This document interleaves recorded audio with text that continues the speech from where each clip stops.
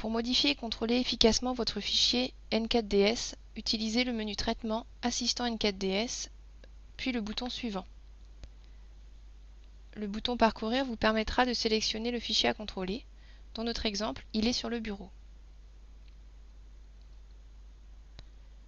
Faites Suivant pour arriver aux paramètres d'envoi qui sont tout à fait modifiables à cette étape, contrairement à la liste des salariés.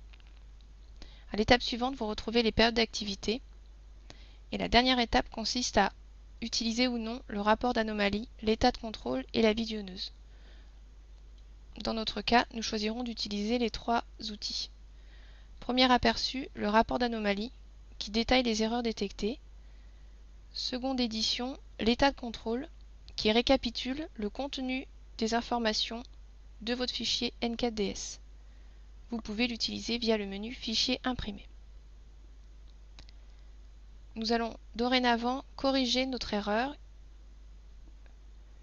Celle-ci est liée au code NAV de l'établissement. Grâce à la visionneuse, c'est très simple. Il suffit de repérer la rubrique concernée. Dans notre cas, S80 G01 00 006. Un simple double-clic permet d'ouvrir la rubrique et d'accéder aux informations. Attention, pour valider votre correction, pensez à bien utiliser la touche Entrée de votre clavier, puis le bouton OK en bas de la fenêtre. Nous allons maintenant rééditer le document de contrôle grâce au premier bouton. La mention néant nous indique qu'il ne subsiste aucune erreur. Le deuxième bouton permet d'éditer l'état dans lequel vous retrouverez toutes les informations de votre fichier. Et le troisième bouton permet de mettre à jour votre fichier. Pensez bien à quitter la fenêtre de cette façon.